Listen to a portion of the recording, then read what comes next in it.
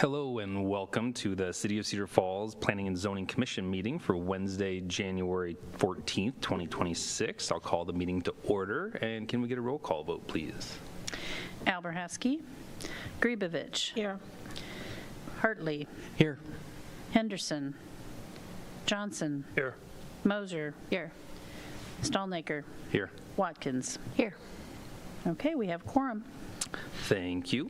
Next order of business is approval of minutes. Do we have a motion? So moved. Second. All those in favor? Aye.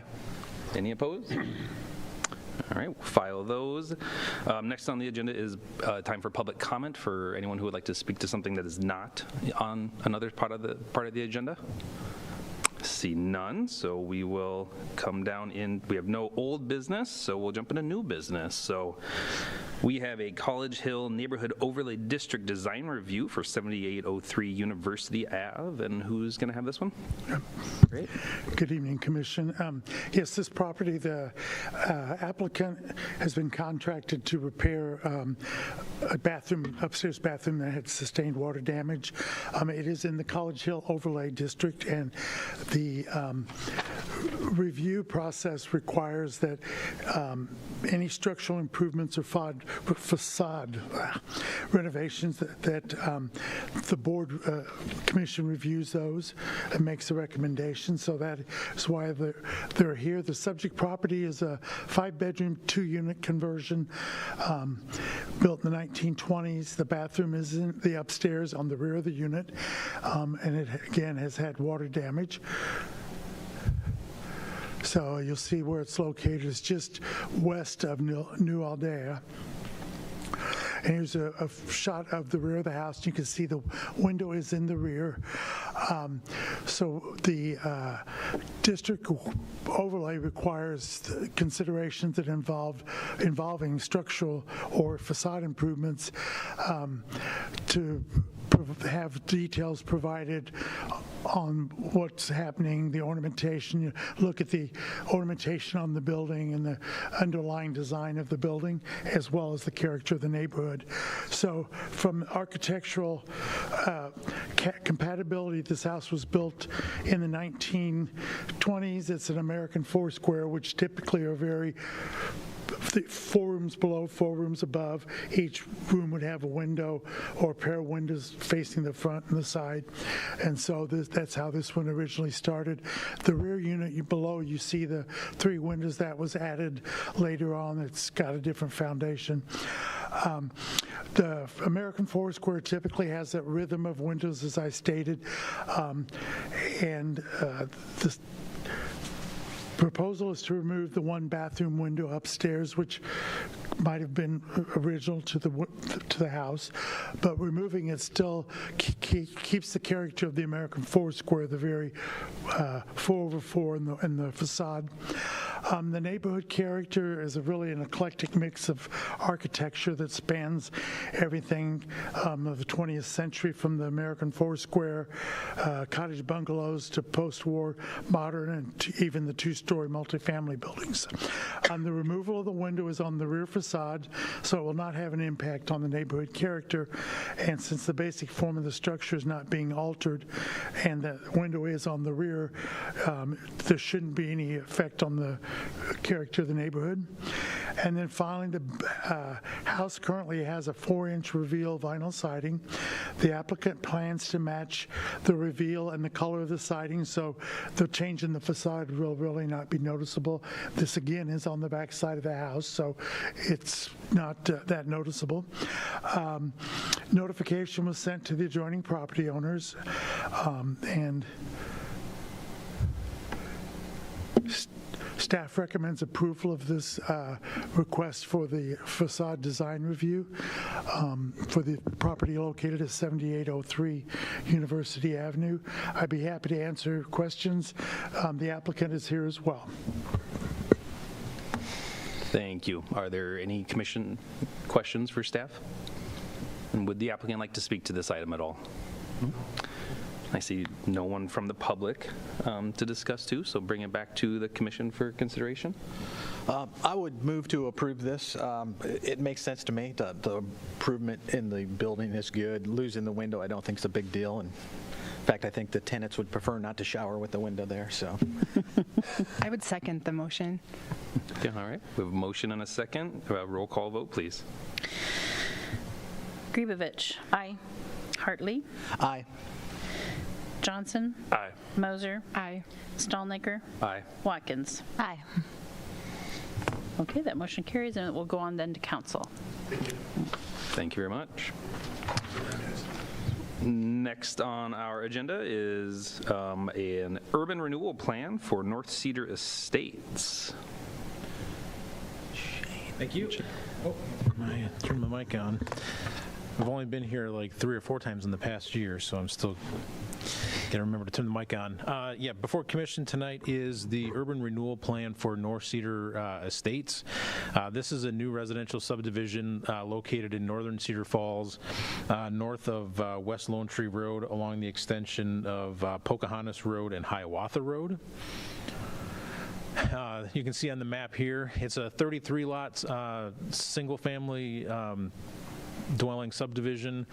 There will be a park space included in it as well, where the applicant is proposing to establish this urban renewal area, which would then lead the way to enter into a development agreement to provide tax incentives for reimbursement of the public infrastructure costs. So why it's before the Planning and Zoning Commission, Chapter 403.5 in the state code says that prior to approval of any urban renewal plan, the local governing body shall submit the plan to the Planning Commission for review and a recommendation as to its conformity with the general plan for the development of the municipality, otherwise known as the comprehensive plan. And then that recommendation from the P&Z Commission gets forwarded to the City Council. The City Council hearing is set for next Tuesday, January 20th, where council will be considering the urban renewal plan. Again, with the current comprehensive plan was adopted in May 2012. Some of the goals in that comprehensive plan are to encourage housing, diverse housing opportunities, repair aging infrastructure, expanding technology infrastructure to attract business and industry. And in that comprehensive plan that was completed in 2012, it does show a need of approximately 3,700 housing units by 2030. So as part of the comprehensive plan, this is the future land use map. That's a part of the comprehensive plan. It's in your packet as well. The area in yellow is low density residential, and the area in green is for parks and open space. So you will see that the proposal here for single family dwellings and a park do match exactly really what the comprehensive plan and future land use maps show for this property as low density residential and park space.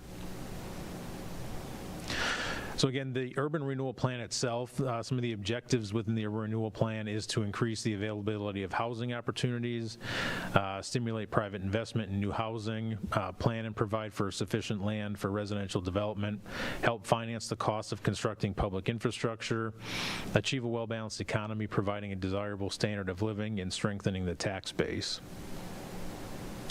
And again, to meet the objective of those plans, the City Council last year adopted a new guideline to allow for the reimbursement of up to 50% of the cost to install the new public infrastructure in a residential subdivision.